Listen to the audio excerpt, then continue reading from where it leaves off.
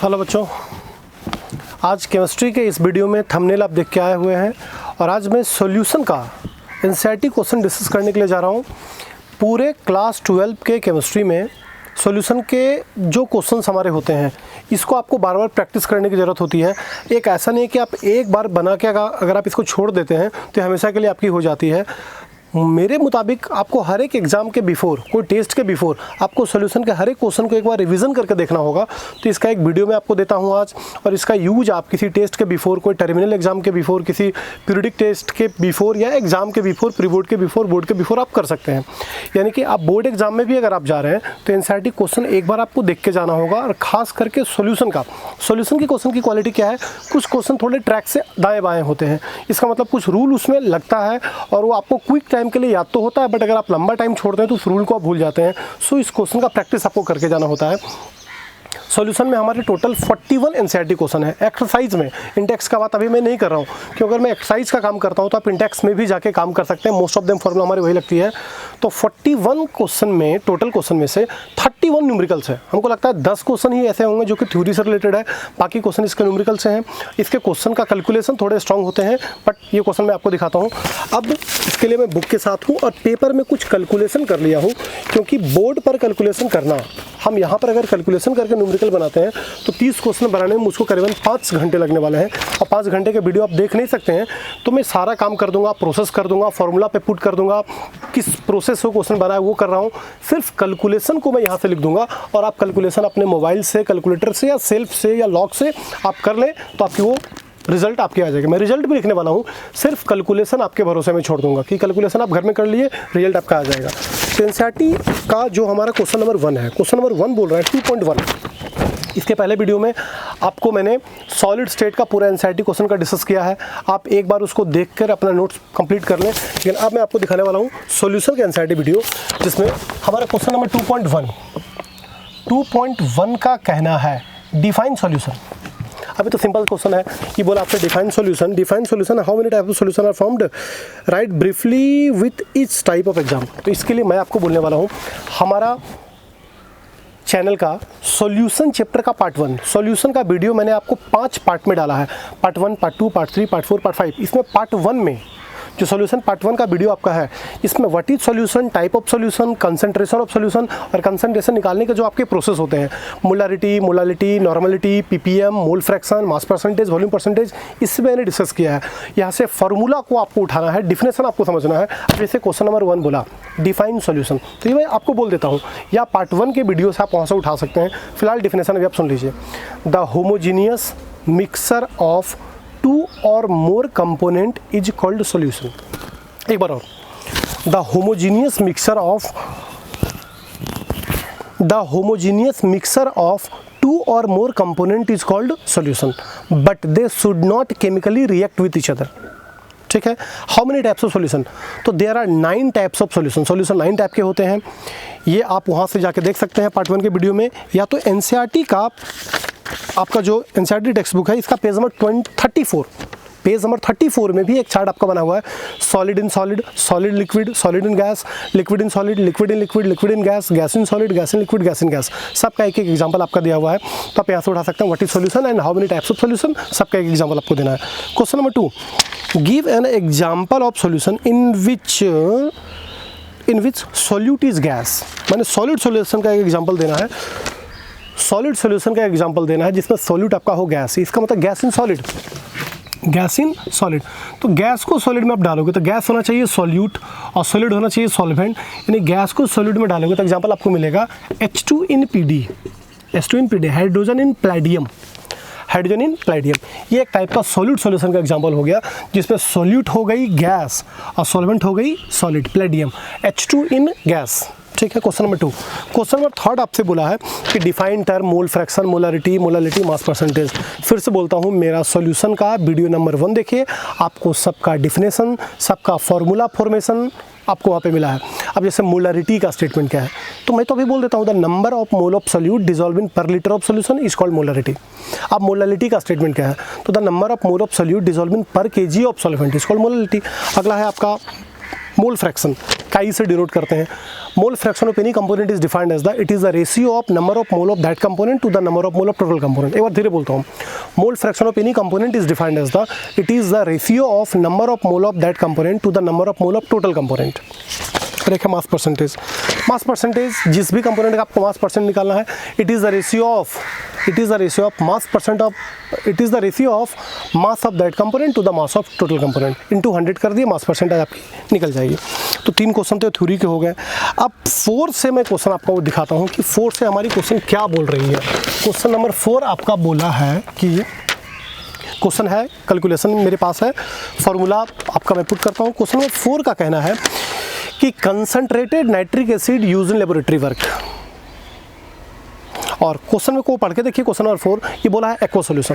तो अगर aqua solution बोला क्वेश्चन नंबर में आ गया 4 में, तो एक तो कॉन्क HNO3 है और ये 68% है टोटल मास का, और एक्वा सॉल्यूशन है मतलब सॉल्वेंट हमारी हो गई वाटर, ठीक है। और density of solution is given, solution का डेंसिटी हमारा गिवन है, दैट इज 1.504 ग्राम पर मिलीलीटर। Calculate the molarity. अब यहाँ मोलरिटी आपको निकालना है। तो इस क्वेश्चन को 2 तरीके से बना सकते हो। तरीका नंबर 1 है, मोलरिटी का एक शॉर्ट फॉर्मूला मैंने आपको दिया है, पार्ट 1 नंबर के वीडियो में है। Molarity is equal to percentage into density into 10 by MB। MB is the molecular mass of solute.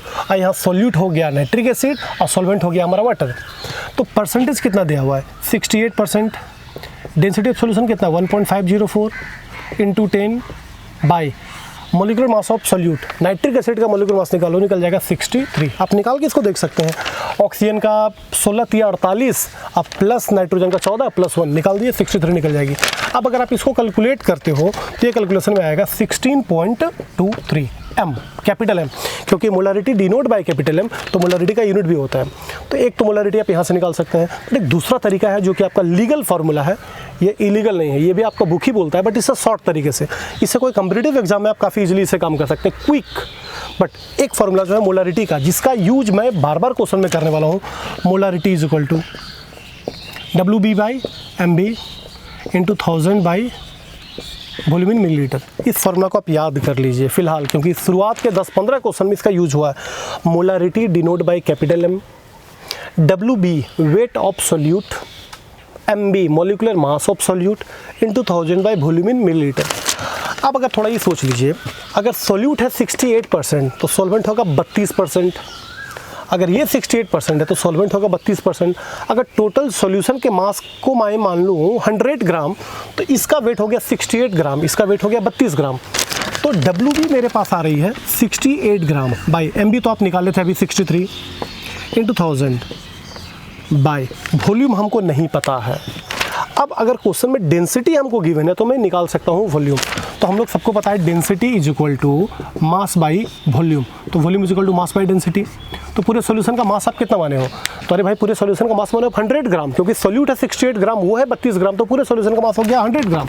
तो 100 ग्राम बाई डेंसिटी हमारा दिया हुआ है 1.504 ग्राम पर मिलीलीटर। ग्राम ग्राम कटेगा, मिलीलीटर बचेगा। अगर हम इसको सॉल्व कर दें 100 बाई 1.504 अगर मैं कर दूं तो ये हमारा आ जाता है 66.49 मिलीलीटर। और ये वॉल्यूम हम निकाल चुके हैं। अब इस वॉल्यूम का यूज आप कर दिए यहाँ 66.49। अब अगर हम इसको कैलकुलेट करते हैं, ऊपर इंटू कीजिए नीचे इंटू कीजिए, डिवाइड मार दिया जाएगा 16.23 कैपिटल M। यानी इसी क्वेश्चन को आप 2 बार बनाए हैं, एक बार शॉर्ट फार्मूला से, एक बार अपना लीगल फार्मूला से। आप एग्जाम में किसी भी तरीके से बनाइए, बट कोशिश करना कि इस फार्मूला के साथ चलें, ये ज़्यादा बेटर है आपके +2 एग्जाम के लिए। फ्यूचर में कॉम्पिटिटिव एग्जाम में भी फार्मूला को बनाइए, क्विक आंसर मोलरिटी का निकाल सकते हैं। Molarity denote by capital M, unit by capital M। ये हो गया क्वेश्चन नंबर 4। क्वेश्चन नंबर 5 में मैं आता हूँ। क्वेश्चन नंबर 5 थोड़ा बड़ा है, क्योंकि इसमें मोलरिटी, मोलालिटी और मोल फ्रैक्शन तीनों चीज़ मांगा है, सो थोड़े से तैयार हो जाइए। तो इस क्वेश्चन को आप बना चुके होंगे। क्वेश्चन नंबर ये आपका था 4, मैं आता हूँ 5 की तरफ। क्वेश्चन नंबर 5 का क्या कहना है? क्वेश्चन नंबर 5 का कहना है ये कि 5 का कहना है कि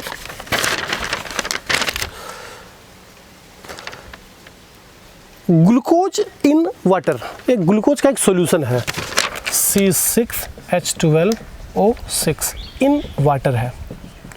इसमें ग्लूकोज टोटल वेट का 10% है, ग्लूकोज टोटल वेट का 10, अगर ये 10% है तो पानी आपका 90% होगा। अगर टोटल सोल्यूशन के मास को मैं मान लूँ 100 ग्राम, तो इसका वेट हो गया 10 ग्राम, इसका वेट हो गया 90 ग्राम। ये तो सोल्यूट है, ये हमारा सॉल्वेंट है, तो हो गया WB कितना 10 ग्राम। और MB तो ग्लूकोज का आपको पता है 180 ग्राम पर मोल, नहीं पता तो आप निकाल लीजिए। कार्बन का 6 कार्बन का 12 छक 72 प्लस 12 प्लस 16 छक 96 जोड़ दिया जाएगा 180। तो WB निकल गए, MB निकल गए। WA हमारा दिया हुआ है कितना, W है 90 ग्राम। MA कितनी हो गई, MA हो गई पानी है 18 ग्राम पर मोल। और चूंकि हमको मोलरिटी निकालना है तो डेंसिटी से वॉल्यूम निकाल लेते हैं। इस क्वेश्चन में डेंसिटी भी आपका गिवन है, सॉल्यूशन की डेंसिटी है, डेंसिटी ऑफ सॉल्यूशन इज 1.2 ग्राम पर मिलीलीटर। अगर हमको डेंसिटी दिया हुआ है तो हम निकाल लेते हैं वॉल्यूम। तो volume is equal to mass by density, अभी आप तुरंत देखे थे, क्योंकि density is equal to mass by volume, तो volume is equal to mass by density. तो मास कितना 100 ग्राम पूरे सॉल्यूशन का, और डेंसिटी कितना दिया है 1.2 ग्राम पर मिलीलीटर। अगर मैं काटूँ तो 100 बाय 1.2 आ रही है 83.33 मिलीलीटर। चलिए वॉल्यूम भी निकल गई, WB MB सब मालूम है। मैं एक एक करके निकाल देता हूँ। पहले मोलरिटी, तो molarity denote by capital, molarity is equal to WB by MB into 1000 by volume in millilitre. WB कितना है, WB है 10 ग्राम, MB कितना 180, 1000 का मतलब 1000। अब वॉल्यूम इन मिलीलीटर आप निकाल के लाए हैं 83.33। अगर मैं इसको सॉल्व कर दूं तो ये सॉल्व करने पर जो हमारा मोलरिटी आ रही है वो मोलरिटी है 0. कैलकुलेटर में डाल के चेक कर लो, आएगा 0.66666 ये कंटिन्यू आएगा, तो 0.667 कैपिटल M, क्योंकि ये था मोलरिटी। अगला मोलालिटी पूछा, तो molality is equal to WB by MB into 1000 by WA weight of solvent in ग्राम।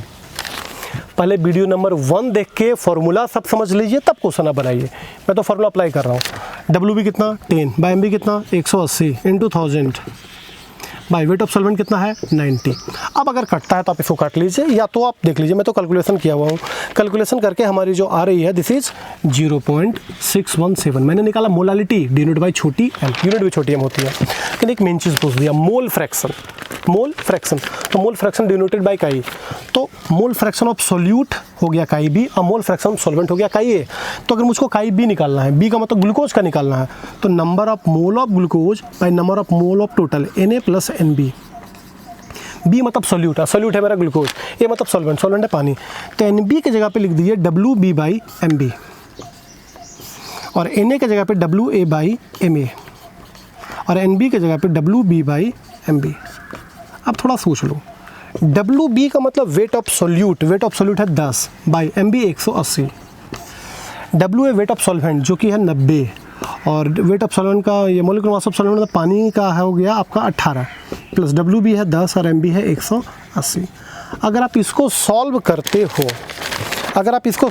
हैं, ऊपर है 10 बाई 180, वेरी गुड है, नीचे 90 बाई 18 10 बाई 180। अगर आप इसको सॉल्व करते हैं तो ये तो आ जाएगा 0.0555 है, ये आ जाएगा 0.0555 और ये आएगा 5 और आएगा 0.055। अगर हम इसको पूरा सॉल्व कर दें तो आ जाएगा 0.0109। ये निकल गया काई बी। अगर काई बी निकाल दिए तो काई ए भी आप निकाल सकते हो, बिकाउज ये आप निकाल सकते हो 1 माइनस उतना से काई बी से, बिकॉज आप वीडियो नंबर 1 में देखे होंगे chi A plus chi B is equal to मैंने यूज किया है 1। It is universal truth. किसी भी सॉल्यूशन में टोटल कंपोनेंट के मोल फ्रैक्शन का सम होता है 1। Chi A plus chi B is equal to 1। तो अगर हमको काई बी पता है तो 1 से घटा के काई ए निकाल देंगे। तो यहाँ से आपका ये रहा मोलारिटी, ये रहा मोलालिटी और ये रहा mole fraction. NCERT question number 5 थोड़ा टाइम टेकन था, बिकॉज इसमें मोलारिटी, मोल फ्रैक्शन तीनों आपको निकालना था। अब क्वेश्चन नंबर 5 के बाद मैं चलता हूं क्वेश्चन नंबर 6 में। एनसीईआरटी का one of the most important question NCERT question number 6। सुन लीजिए एक बार फिर से मेरी आवाज़ में, एनसीईआरटी का मोस्ट इंपोर्टेंट क्वेश्चन नंबर 6। और इसको बनाने के बाद आपको कम से कम इसे 2 बार बनानी होगी। एक बार में तो कोई उपाय ही नहीं कि आपको समझ में आ जाए। एक बार मैं दिखाता हूँ, एक बार आप बनाइए, बीच में इसका प्रैक्टिस आपको करना होगा। तो ये क्वेश्चन बोलता है, क्वेश्चन नंबर 6 में मैं जा रही हूँ, तो 5 था। क्वेश्चन नंबर 6 का कहना है कि सोडियम कार्बोनेट और सोडियम बाइकार्बोनेट इन दोनों का मिक्सर है 1 ग्राम का। क्वेश्चन को पहले आप पढ़ लीजिए कम से कम 2 बार। ये बोलता है सोडियम कार्बोनेट और सोडियम बाइकार्बोनेट का मिक्सर है 1 ग्राम का। इसके मिक्सर को हमको रिएक्ट करना है HCl के साथ जिसका मोलारिटी दिया हुआ है 0.1। तो क्या वॉल्यूम यूज होगा, माने कि HCl का क्या वॉल्यूम आप यूज करोगे, क्वेश्चन यही बोल रहा है। तो क्वेश्चन को 3 स्टेप में हम बना रहे हैं। पहला स्टेप है कि अगर मेरा Na2CO3 और सोडियम बाइकार्बोनेट, जब इन दोनों का मिक्सर दिया हुआ है 1 ग्राम का, तो मैं मान लेता हूँ कि इसका वेट हो गया x ग्राम, तो इसका कितना होगा 1 - x ग्राम। अगर दोनों का वेट का प्लस है 1 ग्राम तो इसका वेट को मैंने माना x ग्राम, तो इसका हो गया 1 - x ग्राम। अब इसका मोलिकुलर मास, ये तो हो गया मेरा W वेट, और इसका निकाल लेते हैं मोलिकुलर मास। तो सोडियम कार्बोनेट का मोलिकुलर मास निकाले तो आ जाएगा 107 ग्राम पर मोल। निकालो सोडियम का 23.2, 23.5 आप ले लेना, कार्बन का 12, ये हाँ जाएगी इतनी। और इसका मोलिकुलर मास अगर आप निकाल लेते हो सोडियम बाइकार्बोनेट का तो आएगा 84। तो हमको इसका वेट पता, मोलिकुलर मास निकाल लिया, इसका भी वेट पता, मोलिकुलर मास निकाल लिया। अब निकाल लेता हूँ दोनों का नंबर ऑफ मोल। तो number of mole of sodium carbonate Na2CO3 weight by molecular mass x/107। इसका नंबर ऑफ मोल क्या हो जाएगा, number of mole of sodium bicarbonate weight by molecular mass, तो वेट है 1 - x, मोलिकुलर मास 84। अब question में जाके आप पढ़ लीजिए, एक बार पढ़िए क्वेश्चन को जाके, बोलता है इक्विमोलर अमाउंट ऑफ बोथ, दोनों का नंबर ऑफ मोल बराबर है according to the question, both are equal mole, यानी कि दोनों का नंबर ऑफ मोल बराबर हो गई। तो x/107 is equal to 1 - x/84। अब ये दोनों से हम x का वैल्यू निकाल लेते हैं। अगर ये दोनों को हम सॉल्व करते हैं तो x का वैल्यू आपका आने वाला है, अगर इसको आप सॉल्व करते हो, ध्यान से दो, इसको रख के अगर आप सॉल्व करोगे तो x का वैल्यू निकलेगा, x का वैल्यू आएगा आपका 0.5602, x का वैल्यू आएगा 0.5602। ये तो कैलकुलेट आपको करना होगा। अब मान लीजिए आपके सामने मैं कैलकुलेट कर रहा हूँ, तो सोच लो कितना टाइम लगने वाला है। ये आपका काम है, एक बार आप इसको देख लीजिए, x का क्रॉस मल्टीप्लिकेशन करके x का वैल्यू निकाल लीजिए। अब x का वैल्यू निकल गया तो मैं निकाल लेता हूँ number of mole of sodium carbonate Na2CO3। तो x/107, x मेरे पास है 0.5602 और 107, जब इसको डिवाइड करूँगा तो ये मेरी आ जाएगी 0.0052355। अब एक number of mole of sodium bicarbonate, ये भी होगा 1 - x/84, तो 1 तो पता है, x भी पता है। ये इसको भी अगर हम सॉल्व कर लेते हैं, हम रखते हैं 1 - 0.5602 ये भी इतना ही आ रहा है 0.0052355। एक बात तो क्लियर है कि दोनों का नंबर ऑफ मोल बराबर था, ये बराबर आ गई। क्वेश्चन को नेक्स्ट पार्ट में हम लेके चलते हैं। अब इन दोनों को रिएक्ट करना है HCl के साथ, इन दोनों को रिएक्ट करना है HCl के साथ। तो मैं फिर से आता हूँ, sodium carbonate react with HCl, it form NaCl plus H2O plus CO2। Balance नहीं है, आप यहाँ बैलेंस कर दीजिए। अब यहाँ समझिए, बैलेंस हो गए, क्लोरीन 2 सोडियम 2 ठीक है, बैलेंस है। सोडियम कार्बोनेट का 1 मोल HCl के 2 मोल से रिएक्ट कर रहा है। आपके सामने बैलेंस किया तो सोडियम कार्बोनेट का 1 मोल इसका 2 मोल से रिएक्ट कर रहा है। इसका मतलब 1 मोल of sodium carbonate react with 2 mole of HCl। 1 मोल जब 2 मोल से रिएक्ट कर रहा है तो सोडियम कार्बोनेट के कितने मोल आपके सामने हैं, इतने मोल हैं। सो 0.0052355 मोल of sodium carbonate react with 2 × 0.0052355 mole of HCl। माने 1 मोल रिएक्ट कर रहा है 2 के साथ, तो 2 करेगा 4 के साथ, 3 करेगा 6 के साथ, ये मतलब आप × 2 कर रहे हैं, तो यहाँ भी × 2 मैंने कर दिया। तो कितना मोल रिएक्ट हुआ, ये मोल जो रिएक्ट हुआ, ये रिएक्ट आपको हुआ होगा 0.01047 mole of HCl, mole of HCl के साथ रिएक्ट किया। अब सेकंड इक्वेशन में मैं आता हूँ। तो सेकंड इक्वेशन का कहना है मेरा कि sodium bicarbonate, sodium NaHCO3, sodium bicarbonate भी जब रिएक्ट किया, रिएक्ट विथ HCl के साथ, जब सोडियम बाइकार्बोनेट हमारा रिएक्ट किया HCl के साथ, तो ये भी बना NaCl plus H2O plus CO2। इसको बैलेंस करने की जरूरत नहीं, बैलेंस है। अब 1 मोल of sodium bicarbonate react with 1 mole of HCl, 1 mole of HCl। इसीलिए सोडियम बाइकार्बोनेट का भी मोल उतना ही है। सो 0.005235 मोल of sodium bicarbonate react with 1 into 0.005235 mole of HCl के साथ रिएक्ट करेगा।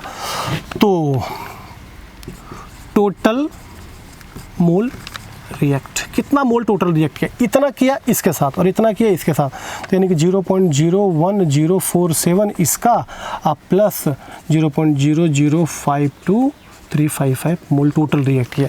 आज जब मैं टोटल दोनों को ऐड कर दूंगा तो ऐड करने पे टोटल आपकी आएगी, ये ऐड करने पर टोटल आ रहा है, जब दोनों ऐड हो गई तो आ गया 0.01571 मोल टोटल रिएक्ट हुआ। ये क्वेश्चन का 2 पार्ट हो गई। लास्ट पार्ट, अब हमको मोलरिटी पता है HCl का, टोटल मोल पता है, हमको निकालना है वॉल्यूम। तो molarity is equal to capital M, molarity is equal to NB into 1000 by volume in millilitre. अरे भाई NB की जगह पे आप लिखते हैं WB/MB, WB/MB, WB/MB। इस बार हमको नंबर ऑफ मोल पता था तो NB मैंने बात किया। वॉल्यूम को कर लो ऊपर, क्योंकि वॉल्यूम निकालना था, वॉल्यूम इन मिलीलीटर को कर दिया ऊपर, तो NB रखा ऊपर, 1000 रखा ऊपर और नीचे रखा मॉलिक्यूलर मास। NB कितना है टोटल, 0.01571 इंटू 1000। अब मोलरिटी क्वेश्चन में 0.1, इसके लिए ऊपर किया 10, खत्म हो गई। 1 2 3 4 का डेसिमल, 1 2 3 4 के बाद डेसिमल, यानी कि 157.1 मिलीलीटर। ये है आपका रिजल्ट। सोचिए ये क्वेश्चन कैसा था। इस क्वेश्चन को हम लोगों ने 3 स्टेप में बनाया। इस क्वेश्चन को 3 स्टेप में बनाया। पहला स्टेप में x का वैल्यू निकाला, सेकंड स्टेप में रिएक्शन वाली काम हो गई और थर्ड स्टेप में मैंने निकाला इसका मोलरिटी। इस क्वेश्चन को कम से कम आपको 2 बार प्रैक्टिस करने की जरूरत होगी। तो यहाँ से देख लीजिए, ये था क्वेश्चन नंबर आपका 6। मैं थोड़ा चलूँ 7 की तरफ, तो क्वेश्चन नंबर 7 में अगर मैं आता हूँ, हटा रहा हूँ मैं इसको, देख लीजिए, स्क्रीनशॉट लीजिए, इसको 2 बार बनाइए। अब क्वेश्चन नंबर 7 में अगर मैं आता हूँ तो क्वेश्चन नंबर 7 एक बड़ा सिंपल सा क्वेश्चन है, ये काफ़ी इजी है। कुछ क्वेश्चन बड़े कुछ छोटे होते हैं। 7 बोला कि एक सॉल्यूशन बनाई गई है, एक सॉल्यूशन बनाया गया है जिसमें 300 ग्राम का 25% और 400 ग्राम का 40% मिलाया गया है। तो दोनों कंपोनेंट का मास परसेंटेज पूछा, तो 300 का 25%, इसका मतलब हो गया 75 ग्राम। 300/25/100, का मतलब 100 आप लाओगे तो दोनों कटेगा 75 ग्राम। और फिर 400 का 40% बाय 100 करके सॉल्व कर निकल जाएगा 160 ग्राम। मैंने इतना रिएक्ट हुआ है, तो टोटल रिएक्ट कितना हो गया, 235 ग्राम। अब हमको दोनों कंपोनेंट का मास परसेंटेज चाहिए, तो मास परसेंट ऑफ सॉल्यूट, यानी कि सॉल्यूट का मास कितना है, टोटल रिएक्ट जो हुआ 235 बाई टोटल कितना, टोटल है 700, टोटल 700 इंटू 100। अगर आप इसको सॉल्व करते हो, ये सॉल्व करने पर आपकी आ रही होगी 33.57%। तो जब सोल्यूट का परसेंट निकल गया तो सॉल्वेंट का तो आप निकाल ही सकते हैं 100 से घटा के, क्योंकि दोनों का परसेंट तो हमेशा 100 आएगा। तो सॉल्वेंट का अगर आप निकालोगे तो वो निकल जाएगा आपका 66.428%। क्वेश्चन नंबर ये था आपका 7। अब मैं आपको आता हूँ 8 की तरफ लेके। ये तो था क्वेश्चन नंबर 7, देख लीजिए छोटे क्वेश्चन थे 7। 8 नंबर क्वेश्चन बोला है ये कि 8वां क्वेश्चन में आप आ चुके हैं, एंटीफ्रीज सॉल्यूशन। ये क्या होता है, बहुत सारे जगह में, जैसे लद्दाख में, जम्मू कश्मीर में, एक ऐसे जगह जहाँ पर बहुत सारी बर्फ़ होती है, तो कोई भी व्हीकल का डीजल, मोबिल, केरोसिन, पेट्रोल भी जम सकता है, तो उसमें डाली जाती है एंटीफ्रीज, और जो कि उसके डीजल को, उसके फ्यूल को जमने नहीं देता है। तो बोला एक एंटीफ्रीज सॉल्यूशन बनाया जा रहा है इथिलीन ग्लाइकोल और वाटर के साथ। इथिलीन ग्लाइकोल, इसका फॉर्मूला होता है आपका C2H6O2, और इसको वाटर में मिक्स करके बना रहती होगा सॉल्यूट, और यह सॉल्वेंट। तो इथिलीन ग्लाइकोल मिक्स किया है 222.6 ग्राम और 200 ग्राम पानी में मिक्स किया है, ठीक है, यही दिया हुआ है। आपसे पूछा है मोलालिटी, पहले तो पूछा मोलालिटी, तो मोलालिटी छोटी है, molality is equal to WB/MB into 1000 by WA in gram. तो WB कितना है 222.6, MB कितना है, अब इसका तो MB आपको निकालना होगा, इसका MB आप निकाल लीजिए 62 निकल जाएगा इंटू 1000, और WA कितना है 200। अगर मैं इसको सॉल्व करता हूँ तो सॉल्व करने पाएगा 17.95, छोटी है मोलालिटी, बट मोलारिटी भी पूछ दिया, लेकिन डेंसिटी दिया है। तो molarity is equal to WB तो वही रहेगी, MB भी वही रहेगी, into 1000 by volume in millilitre. तो डब्ल्यू बी कितना 222.6, एम बी 62, 1000 का होता 1000। अब वॉल्यूम तो भाई आपको निकालना होगा, तो volume is equal to mass by density. पूरा मास कितना है, मास देख लीजिए इस बार ये है, तो मास हमारा आ रहा है 422.6 और डेंसिटी कितना क्वेश्चन में आपका दिया है। आपके क्वेश्चन में डेंसिटी है, क्वेश्चन से डेंसिटी आप उठा लीजिए। क्वेश्चन का डेंसिटी दिया हुआ है आपका 1.072। अगर मैं इसको सॉल्व करता हूँ तो ये सॉल्व करने पे आ रहा है 394.21। अभी डेंसिटी को डालिए, वॉल्यूम को डाल दिए 394.21। अगर आप इसको सॉल्व कर लेते हो तो ये आपकी आ रही है, पूरे सॉल्व करने पे आ रहा है 9.10 कैपिटल M।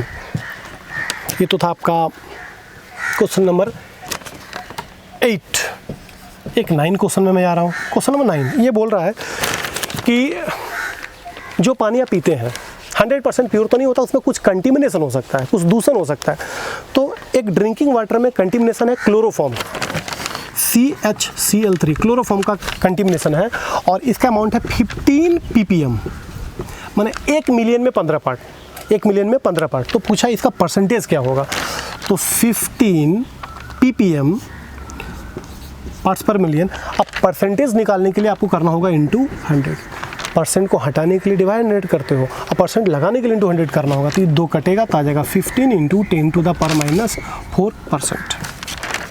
लेकिन अब एक चीज़ पूछ दे, इसका मोलालिटी आपसे पूछा, इसका पूछा मोलालिटी, तो मोलालिटी इज इक्वल टू कितना, molality WB by MB into 1000 by WA। WB कितना 15 ppm था तो मैं 15 मानता हूँ। MB अब इसका तो निकलना होगा मॉलिक्यूलर मास, वो निकल जाएगा 119.5 इंटू 1000 और यहाँ में 1 मिलियन, क्योंकि 1 मिलियन में 15 घटा देने पे भी कोई इफेक्ट नहीं पड़ेगा, तो इसको मैंने इतना ही लिया। अब इसको सॉल्व करने पे आपका आ जाएगा 1.25 इंटू 10 टू द पावर -4 छोटी m, क्योंकि आप निकाले मोलालिटी। क्वेश्चन नंबर 9 था। इसका 9 के बाद 10, 11, 12 ये तीनों थ्योरेटिकल क्वेश्चन है। अब नेक्स्ट वीडियो में मैं 9 के बाद चलूँगा, क्योंकि एनसीईआरटी के क्वेश्चन बहुत अच्छे हैं। मैंने पूरे सॉल्यूशन में अगर सबसे अच्छा एनसीईआरटी कोई क्वेश्चन है तो वो सॉल्यूशन का है, लेकिन आपको 2-3 वीडियो में इसको मैं दूंगा, 10-10 करके क्वेश्चन में बनाऊंगा। तो आज तो आपने 9 देखा, कल से मैं आगे बढ़ूंगा, 6 थोड़ी बड़ी हो गई। फिर मिलता हूँ नेक्स्ट वीडियो में। Thank you.